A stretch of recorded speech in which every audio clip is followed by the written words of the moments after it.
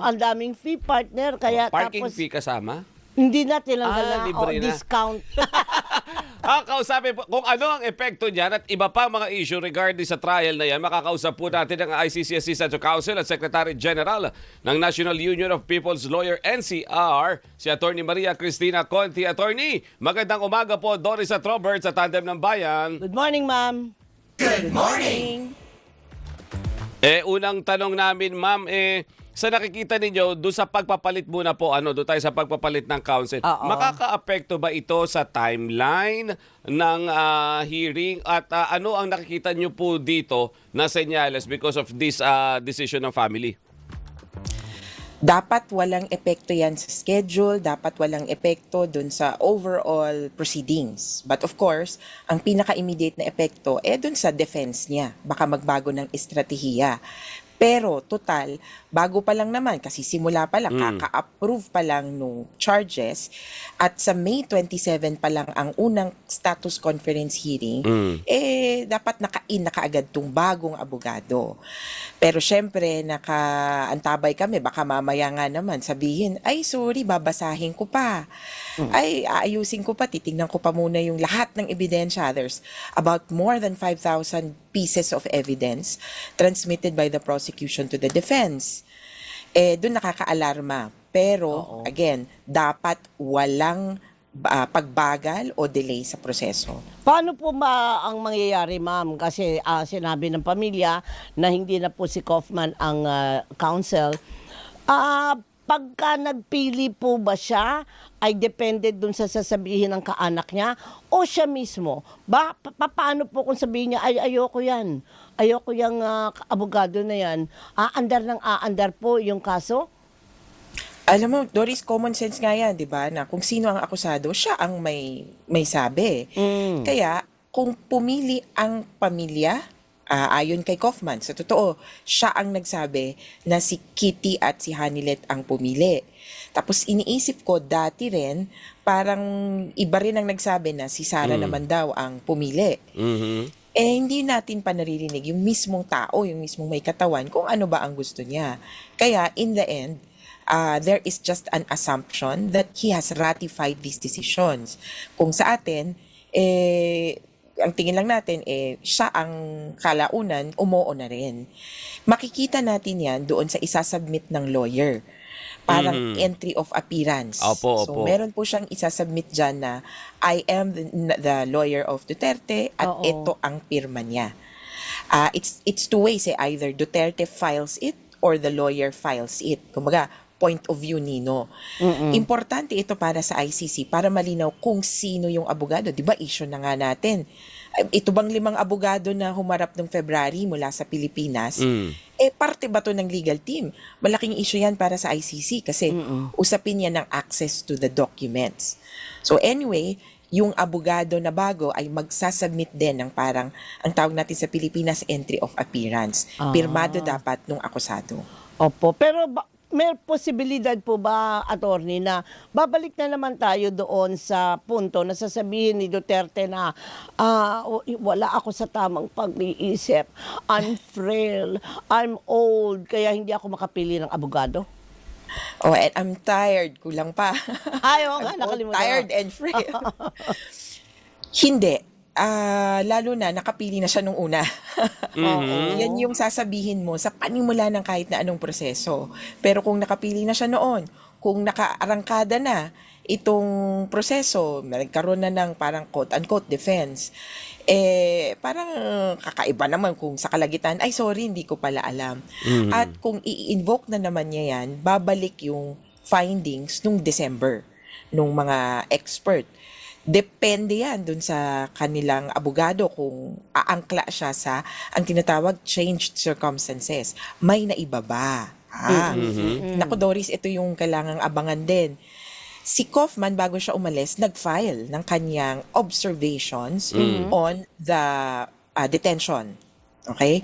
Hindi pa naman niya sinasabing, inuulit ko ang aking request na makalaya. Kasi di ba dati yung interim release, palagian niyang inuulit-ulit. Correct. Ang bagong atake, kasi si Duterte daw ay parang nadadapa-dapa sa loob. Pinayagan or sabi ng ICC detention facility, lagyan natin ng close monitoring. So parang 24/7 na daw ang kanyang parang CCTV ang pag-monitor. Humihingi yung defense ng access dun sa mga CCTV tapes, sa mga footage. Kaya mukhang gano'n ang magiging tunguhin nila. Kumbaga, mag-capitalize dun sa sinasabing changed circumstances. Pero sa amin naman, kung ito naman ay dapa-dapa lang, ay ako nga rin, nadadapa eh. Ay, oo naman. Hindi po yun kaagad-agad basis para sabihin na nagbago ang kanyang fitness to stand trial. Paano po kung mag-request ng mga panibagong doktor Ayan. para i-assess po Another yung kanya... evaluation. Oo, evaluation. Kung bago rin yung legal team niya, Yan. bago ulit lahat. Kumbaga, sisimulan ulit nila. Pwede ba yon, attorney? Ay, naku, hindi. Kung ano po ang kumagat na noon, particular sa fitness to stand trial, yun na yun. Maliban kung may nabago sa sitwasyon. Kaya lang yung dapa-dapa, mas psychomotor capabilities yon kaysa Oo. sa mental capacities. Yung punto kasi nila noon, nung December, nung sinasabing interim release, pasensya, pero yung utak daw ang medyo, kumbaga, mahina na sa memorya, Oo nga. mahina na sa ganito, ganyan. Kumbaga, mas sa utak yon. Kung wala namang nabago doon, walang basihan para kumuha ng bagong doktor. Wala pong reset doon po sa mga proseso, maliban kung may bagong facts or changed circumstances. Oo, pero pagka humirit po ng, ano ba ang tawag mo doon, partner? Parang for humanitarian reasons. Aha. Oo. Yan yung pang-apat na parang basis para sa interim release. Pinipilit sana yan ni Kaufman dahil may basis tayo, di ba, ng interim release. 3 yon.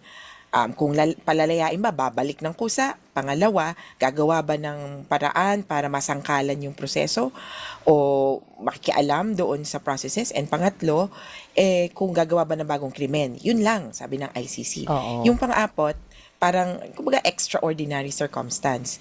Baka sa Pilipinas, ubra lagi yan. Naka-neck brace, naka-wheelchair, pag lumabas. Oo. Yan. Parang una agad, awa.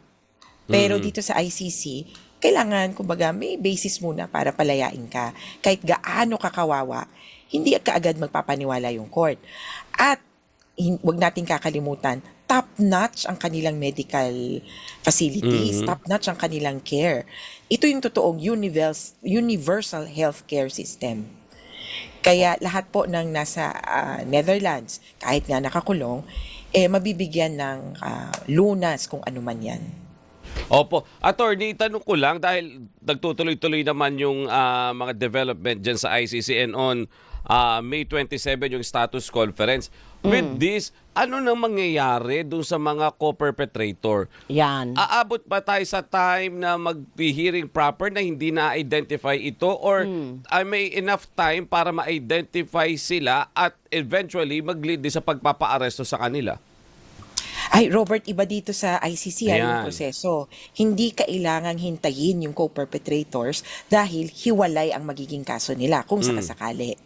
Kung sinong unang mahuhuli or sinong unang mai-issuehan. Opo. O yan na nga yung issue. Pero tama, wala lang public warrant of arrest pero posibleng may secret or confidential warrant of arrest. Hindi natin alam. Pero yung importante, makakausad na separately yung kaso ni Duterte dahil kumbaga buo na yung charges laban sa kanya. Opo. Pero ma'am, sa pagiging abogada mo ng mga 649,000 years, debatingaw. Ang haba, Oh, debatingaw to, debatingaw. Yung ganyang klase po nga pagpapalit ng abogado in the middle of the trial, hindi pa naman trial mismo, di ba? Pero andyan kumbaga nasa bingit na tayo ng trial. Pag-arangkada ng Pag-arangkada. trial. Oo. Ano ang nagiging impresyon na ibinibigay nito? Ibig ba sabihin nito ay mahina ang kanilang kaso? Kaya kumbaga ay nag-quit yung kanyang abogado? Oh, well, sa atin sa Pilipinas, pag nagpalit, may issue. Oo. Pero sa ICC kasi, by phases, by stages. Tapos sabi nga nila, meron talagang, kumbaga, ito yung quote-unquote specialty. So yung pre-trial or kumbaga parang pre-arraignment remedies, sa atin yun yung tawag, arraignment, yung pagbabasa ng sakdal, kumbaga may kanya-kanyang specialty. Kaya yun naman yung sinasabi. Tama din naman na kung sakasakali, pwedeng may period. So sabi ni Kaufman, 1 year lang yung engagement sa kanya, pwede din talaga yun. Kaya hindi ito bago, hindi ito kakaiba, pero sa kaso ni Duterte, palagay ko maraming haka-haka. We join some of these criticisms and kumbaga commentaries na kasi simulat sa poll kami rin parang wala namang depensa si Duterte. Nahihirapan kaming ipin down ano ang sasabihin niya samantalang ang daming ebidensya laban sa kanya. Siya Okay. mismo puro video niya. Yan yung aabangan natin. So, Correct. before that, kung ano man ang mangyari, decision, kukulitin ulit natin si attorney para naman. ipaliwanag sa atin Oo. ito. For the meantime, attorney, maraming salamat po ha. Thank you, ma'am. Salamat. Ingat. And Magandang belated happy umaga Mother's po. Day. Si Attorney Maria Thank you Cristina po. Conti, ICC Assistant to Counsel, Secretary General ng National Union of People's Lawyer, NCR. Miss Beautiful, Yan. susunod time please. So, time po natin ay 8:28 ng umaga.